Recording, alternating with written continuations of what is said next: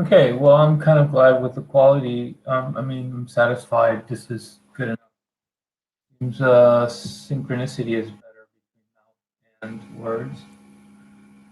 So I'm gonna do one more as I'm thinking, and when I start thinking, I feel I gotta put it down somewhere. Like instead of writing it on a block of paper, I record it. I grew up watching TV. What can I say? So let's recap a little bit what I explained in these last few videos. Humanism, therefore, is provoked by the simple question: what's wrong with us? Why are we doing this? Why do we eat polluted food, breathe dirty, kill our babies in wars, continue to just use our intelligence to make an ugly world and harm ourselves? What's wrong with us, right? That's what brings about the intellectualness of Gaia humanism, which as soon as it starts thinking, Gaia humanist reasoning says, well, let's see. The first thing we need to understand is how okay, this is, I can't find the right grammar to say this, is how we are, understanding how we are. Yeah, understanding how we are. That's correct English. Okay. And sometimes it seems so simple. Gaia's humanism seems so simple sometimes that I feel like I'm on like vertigo, like I'm on the edge of something and it can't be this simple. I'm gonna fall over um, because of the, I don't know, silliness that people would think, or I don't know. Anyways, and so how we are in relation to our starting predicament, which is we find ourselves with this capacity that seems to be added because it has its own mind, or it's much more evolved than the primitive sort of ground based awareness of our natural requirements, our natural mind, our natural in tune with nature and what is thinking and intelligence. That part of us, I think I explained in a bunch of other videos, that it needs to be understood like two spheres or two forces in our single reasoning intelligence. One that simply knows what it wants, what this animal creature wants, and the other one, what that intelligence can do for the same ultimate reason, to satisfy hunger, to satisfy comfort, or to create. Creativeness seems to be very much part of that, of the art, logical intelligence. Analytical intelligence is what I've called it before. So our predicament, what we are in relationship to this intelligent capacity that we're unable to handle clearly, uh, produces. That's where Gaia humanism starts.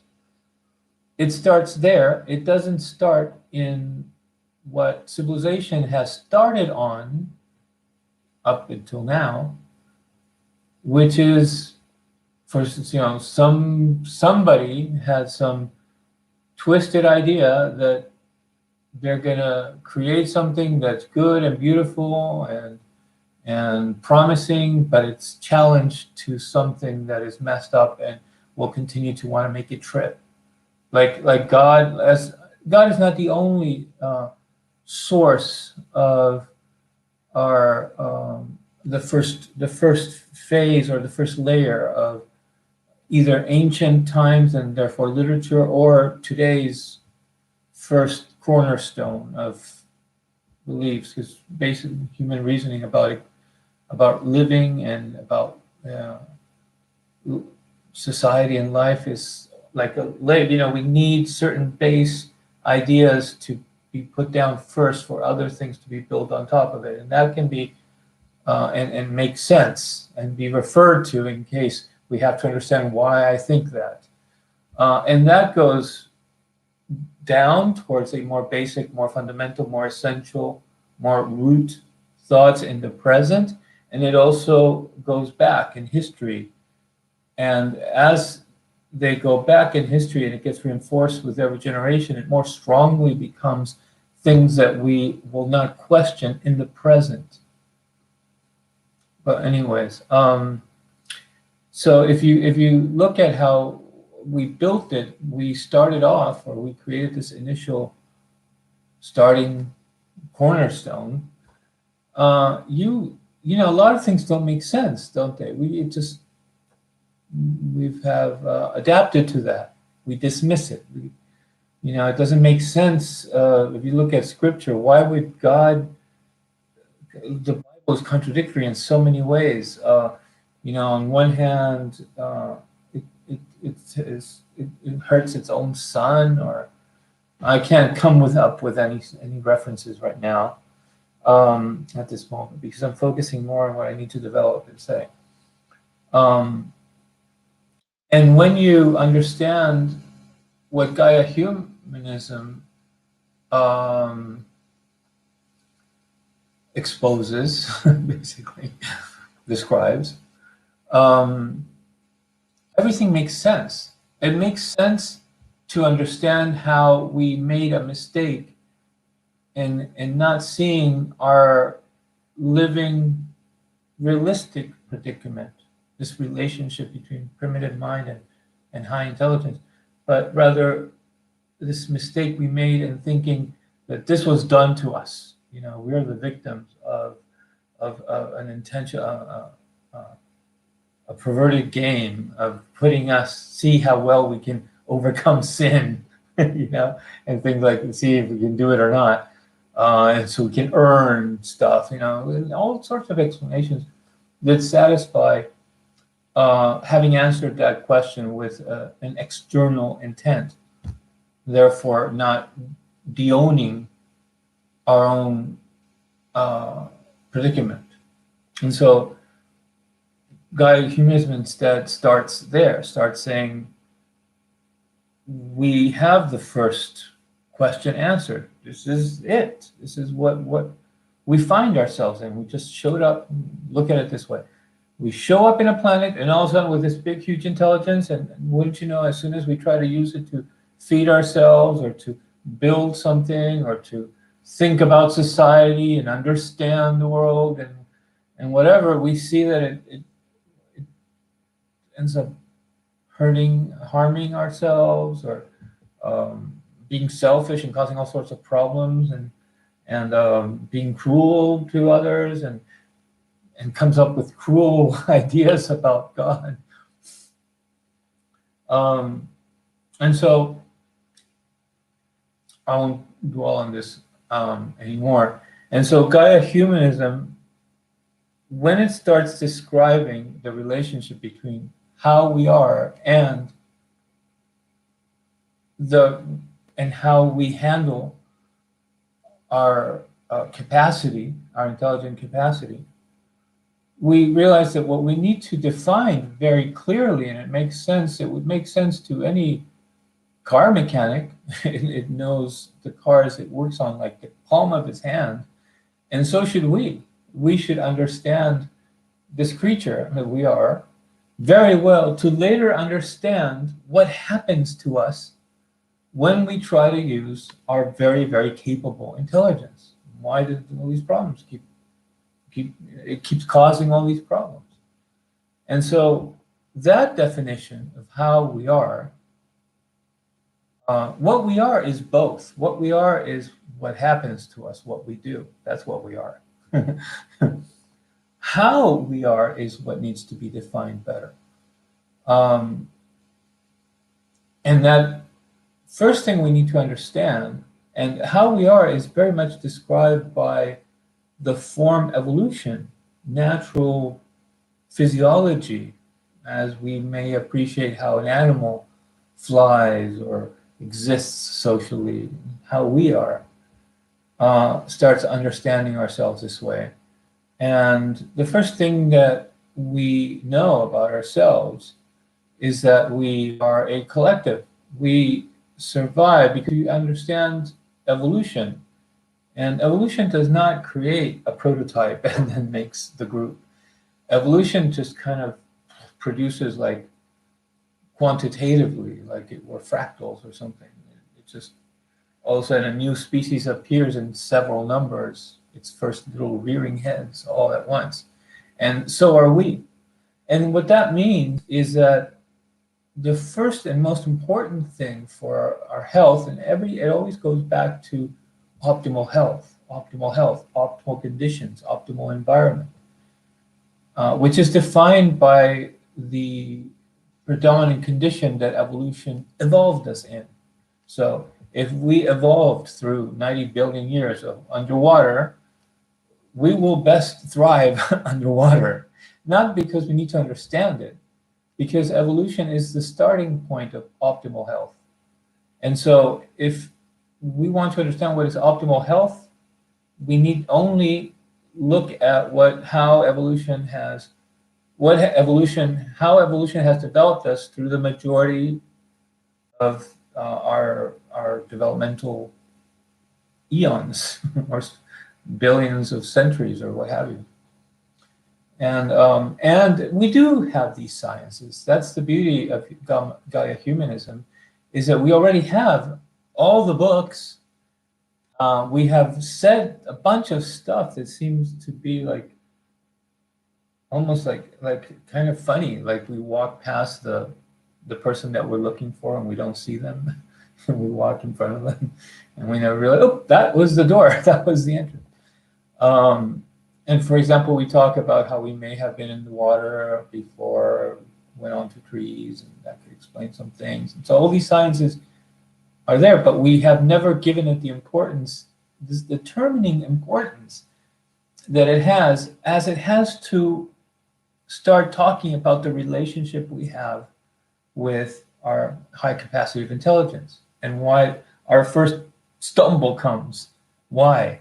Because also from our nature, we are pushed by a sort of a desperation to make sure that we don't starve, or make sure that what I have is not lost, and fears and insecurity that were created because of those conditions that we evolved through so long. So we would suffer famine, and so we intuitively feel, well, maybe I want to have this first because of experience.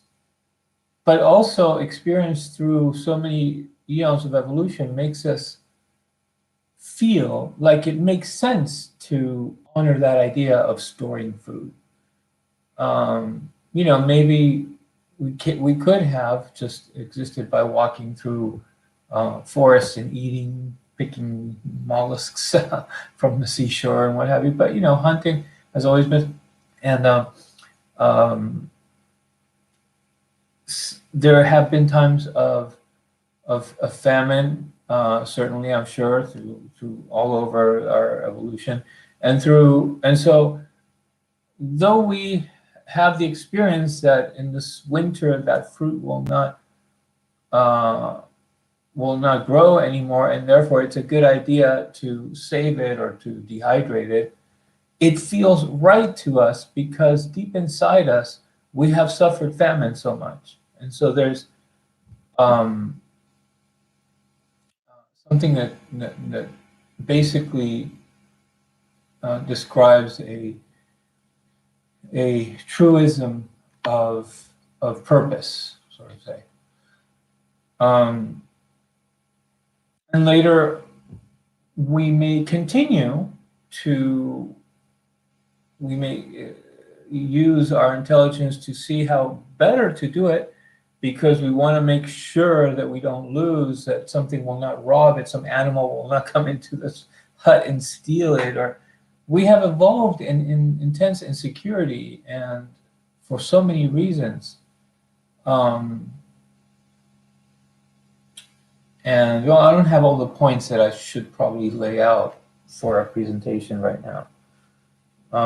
But what I want to get to is that the way Gaia humanism would start describing and designing administrative models, um, ways of understanding people, um, has a different logic. It's not about a logic that comes from I don't know why, but evil will just show up and we are just messed. We're just screwed. We were put in this situation where we will always have to face an unknown evil somehow. We don't understand why or where it comes from. And our scripture is full of contradictions because of this. Because we know evolution and life, the thriving and forthgoing of life, is always a giver, a sharer, a doer, a grower. And so that is in scripture. But then instead of saying, paying attention to the instability and unbalance that we have in this relationship to our more primitive mind, we should consider blah, blah, blah. No, it says instead, but because God says that you will fail and you are born in sin, or you got to defend yourselves from whatever, or casted into did not obey, did not honor this or that.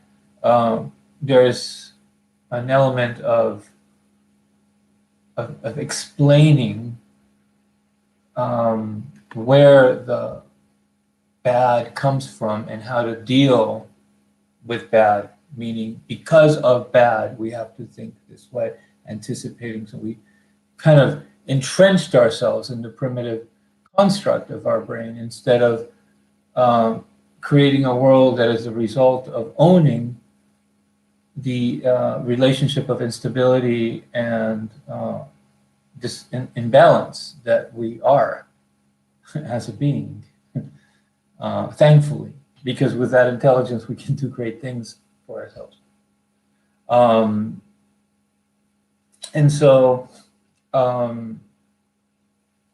that means that the first intent on using that intelligence to perhaps solve more problems, okay, we may be able to dehydrate the fruits from the tree or what have you, but maybe we want to distribute, maybe we want to just work 2 hours and a week to eat, and we can do it. We can actually design ways in which all of us each one of us only works 2 or 3 hours a week, and we can all eat for the whole week. In achieving that, and that, to have that idea is not based on fear or insecurity that somebody's going to take, but that we have so much to do with this intelligence. We can certainly use free time to find more ways of curing illnesses, and health always goes to the center of Gaia humanist reasoning, because that's what we want, is to achieve our optimal state of existence and physiologically, as far as life and health, living. And it will free up so much time to be able to use that intelligence. So to say that we could only work for 2 hours and have organic, wonderful food, and only work 2 hours and be fed for the whole week is not something based on fear or greed. And we would start defining these new criteria based on a different starting point, one that understands how the mind thinks. It starts on the collective. Oh yeah, that's what I was getting at. And so, we don't ignore our true order, because it's all about ordering things properly. Because we say, well, we can invent I don't know where I'm going to go with this. I'm trying to make an example of food and how we would start ordering new ideas on administrating or creating. it's easy, for example, let's go somewhere else instead of inventing something. It's easier to tackle present day problems, horrible things that happen in the world, um, through notions of how we are and what and how we miss and because of not honoring how we actually are as a species shaped by evolution, understanding how we're messing up with the use of our intelligence, and then understanding what would a true understanding of the form of our species, how we are, is made, would do with that intelligence instead, based on understanding how we are.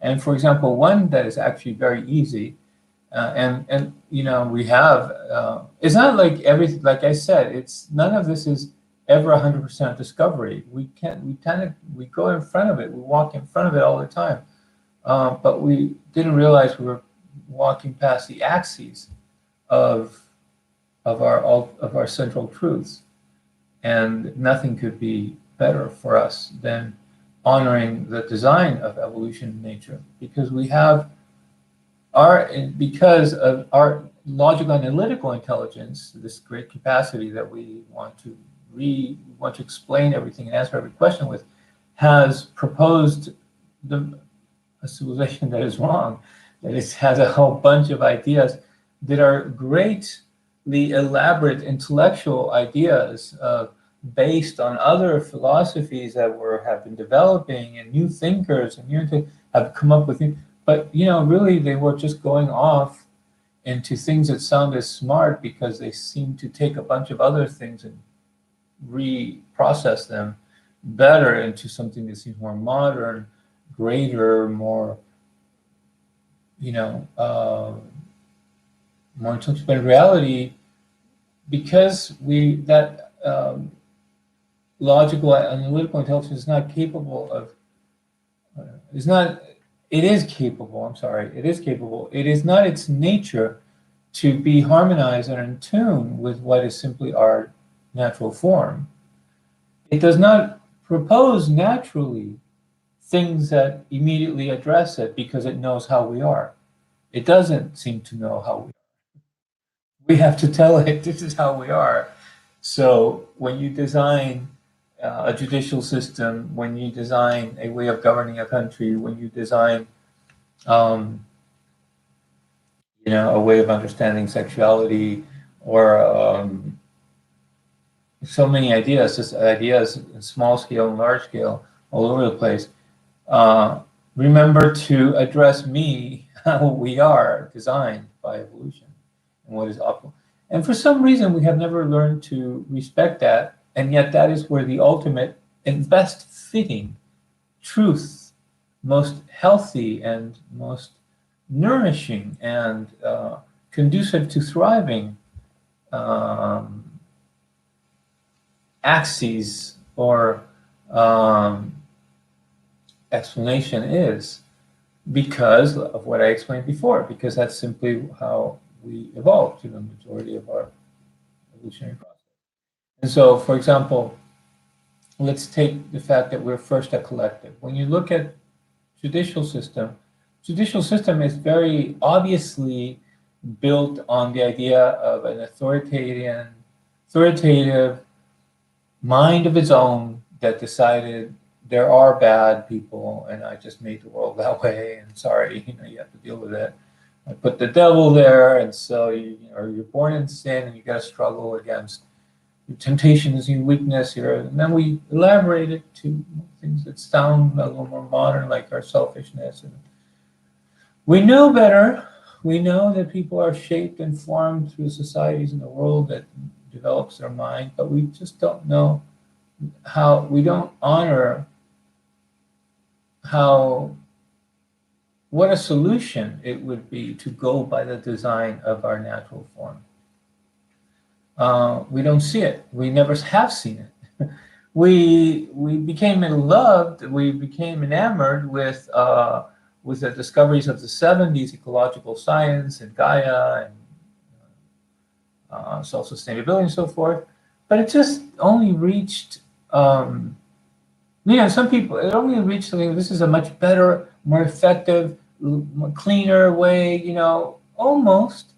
And some people even touched saying, this is the best that we can go about.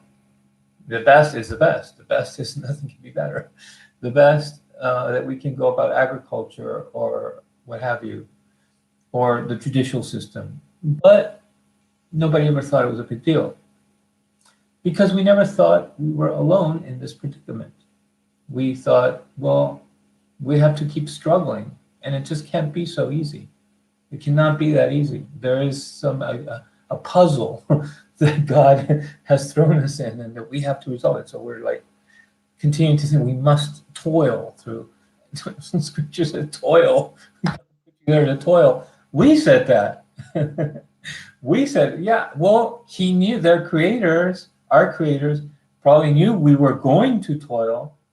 So everything is there. We just need to reinterpret it, interpret it differently, but not because God wanted us to toil. Anyways, and so since we know that what matters, what is the first the first comprehensive, cohesive truth of the species is that we are a collective before we're individuals.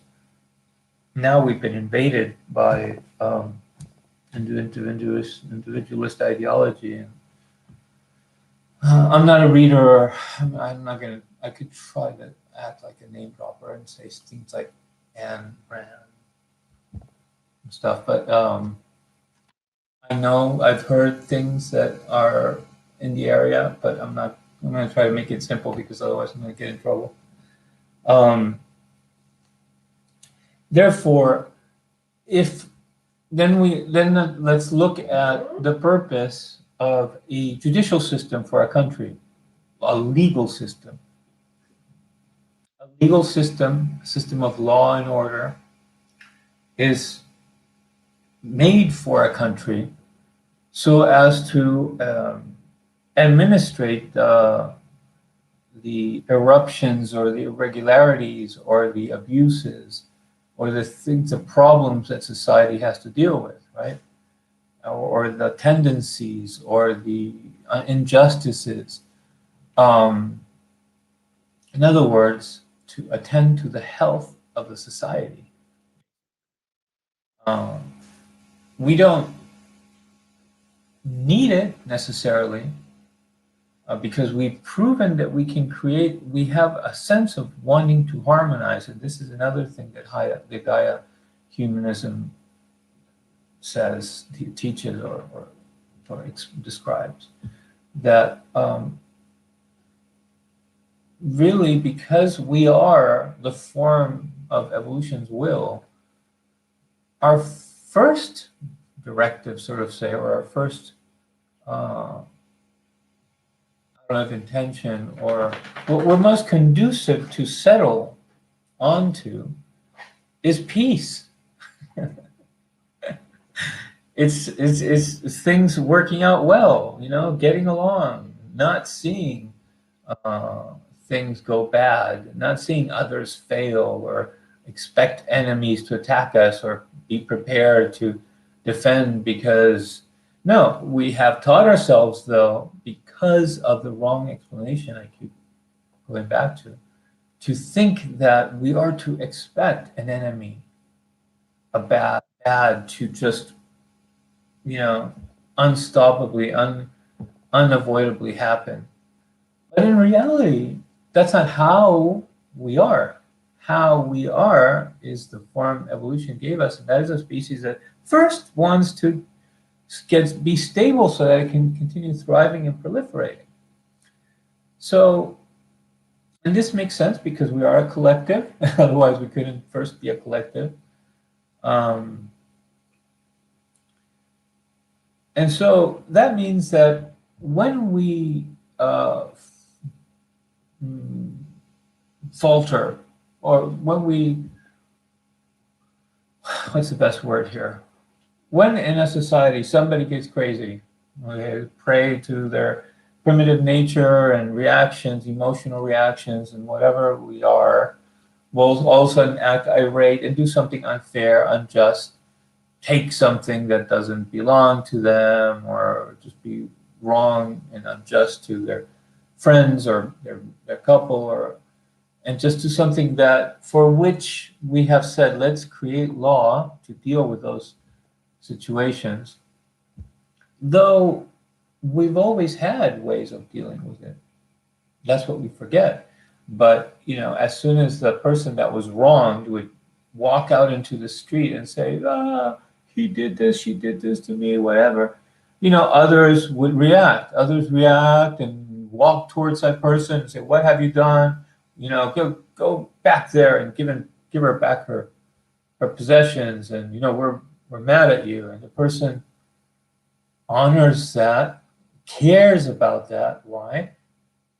Is scared of that, or what have you. Why? Because the first thing that orders us is a collective, and you don't want to be rejected by society, by his neighbors, and so we have already the tendency to adjust and resettle as a group collective somehow.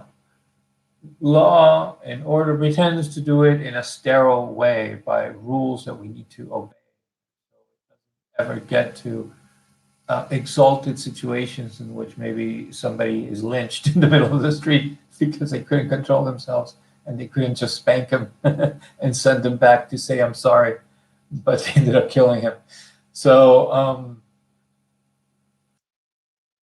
yet, law is not designed by the form evolution gave us, which is to maintain integral the society, the collective, and try to help the collective do what it does by design, meant by evolution to maintain its integrity, and therefore get the person who transgressed against his neighbor to face others, be faced with a situation that he is not liked anymore, that he's not approved of, that they're not going to like him anymore. Basically, it all comes down to that. Everybody wants to be accepted and liked, and stimulate naturally their thinking over what they did and go back to that place in him that he really didn't want to do that.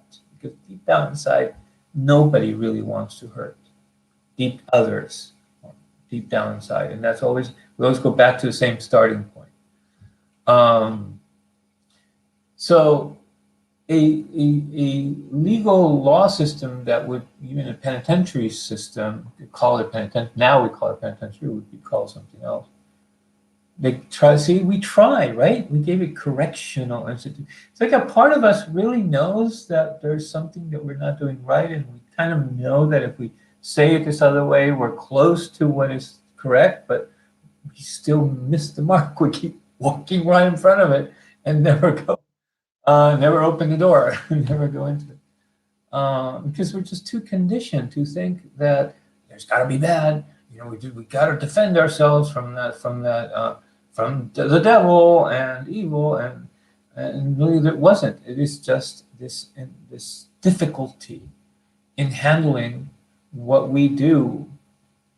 In this case, what the transgressor or the robber did with his very elaborate intelligence, that he thought that his girlfriend had a big scheme to betray him and was hiding thought a little bit too much about it, got angry, and ended up stealing something from her. So our intelligence is capable of great things, and it's also the reason that it causes harm, and vaccines that harm us instead of sometimes. No pun intended. I actually think that it's what we need to do. But anyways, I think, God, who knows? I don't know. Anyways, it should be. Anyways, should be.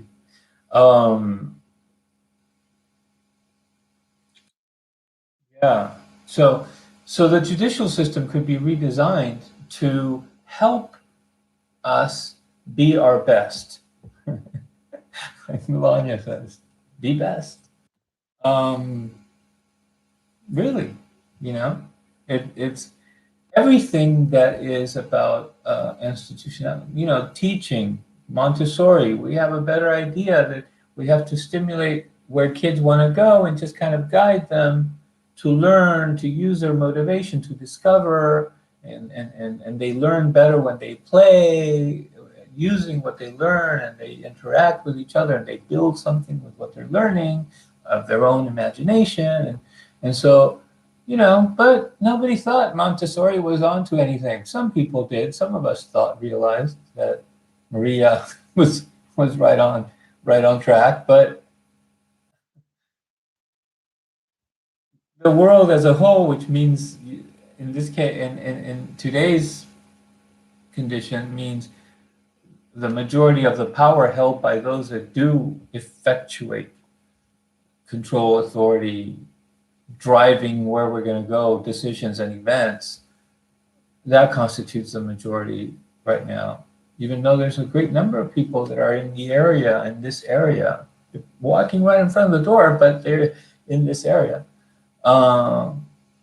These are the thickest minds to, and one has to understand also the position in which the whole surrounding, the whole social professional surrounding that has been constructed around the people that can do something. They can't just all of a sudden say, hey, they try every once in a while, but look at how difficult it is, because when we have tried rehabilitation intentions, we've always gotten it wrong. We always get it wrong because the most difficult thing, the truest and best, optimal, healthiest, truest way of using our intelligence towards harmonizing with how we are as created by evolution is the most difficult thing to it not only it's simple in some ways of understanding what it needs to do, but it is faced with our primitive nature, which constantly says, no, no, no, what if? That can't be, no, no. Our old ideas that we just believe something is going to attack us, come out of nowhere, it's wrong, some people are born evil, etc. And sometimes it is actually complicated to complex, to fine tailor a science to things, to a how we are formed that we haven't even really really gotten into and developed and really um, ordered properly. We know a lot of things about ourselves, but we don't see it as this, how this machine, this human animal, uh, is designed to subsist. And so once we understand once we have simplified why we seek power so much, why we tend to be trust to be trust to mistrust and therefore betray the betrust, the would-be trust, why and as how evolution has created these tendencies that we'll never get rid of, because the tendencies we have to suddenly feel that it won't last, that there's danger coming, that that I don't want to lose because I may not have, they're never going to go away. It's always, we are a relationship of instability and imbalance with our great capacity to understand what is happening to us and to propose what to do. So far, we have proposed things that were shaped and formed by that primitive mind, instead of things that were designed by observing the relationship between. And thanks again. That's it for tonight.